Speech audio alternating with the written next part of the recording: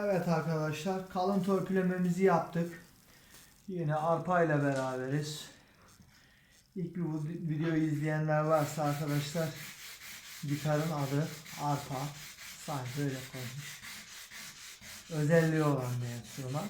Şimdi niye suyla yapıyorum arkadaşlar? Toz ciğerime gitmesin diye.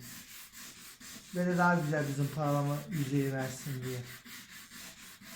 Şimdi size bir şey anlatırken ben maske takamıyorum. Bunun için ıslak yapıyorum zımparamı. Hem de daha güzel yüzey versin diye ıslak zımpara yapıyorum. Şu yerler uyuklu. Oralara cila dolacak arkadaşlar. Olduğu zaman burayı kurtarmış olacağız. Şimdi bakın çok güzel bir yüzey oluşuyor. Ne yaptık? Buraları yapıştırdık. Öncelikle düzledik. Ben ufak tefek çizikler, kırıklar varsa bunun bayağı arkası kalkmıştı, yani ilk videoyu izleyen görür. Kalmasından yanayım, hatırası olsun.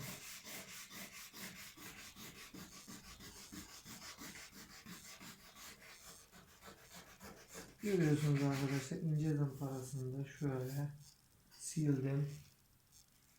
Bakın güzel bir yüzey oluşmaya başladı.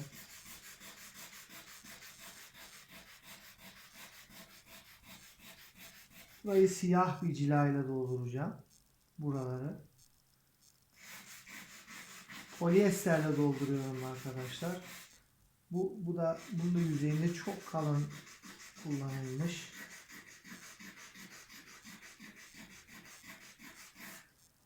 Şimdi polyester arkadaşlar çok sert, sesi boğuyor ama çok dayanıklı. Bakın şimdi eğer bu cila olmasaydı bu gitar paramparça olurdu yani.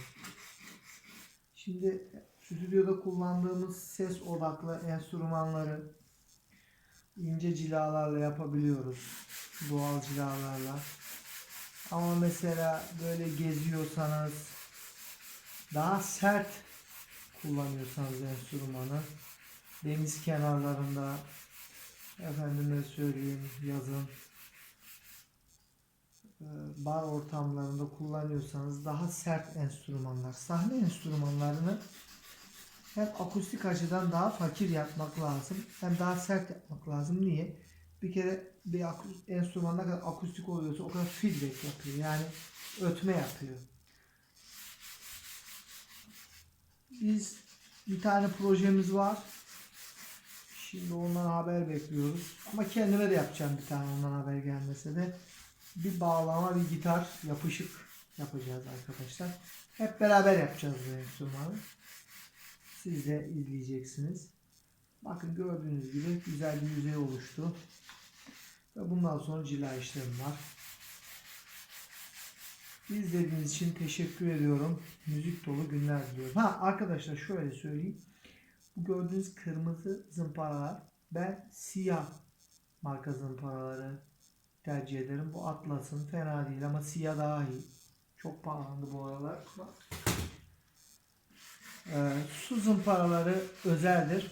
Su zımparası olmayan zımparaların arkası mavi kodludur genelde. Mavi kod varsa o kuru zımparadır. Kuru işlerdir. Su zımparaları üzerinde de yazar ama genelde kırmızıdır. Arkası da sarıdır. Bu da size bir bilgi. İzlediğiniz için çok teşekkür ediyorum. Yani yapacağım işlem aynı şey olduğu için sıkmak istemiyorum. Müzik dolu günler diliyorum arkadaşlar.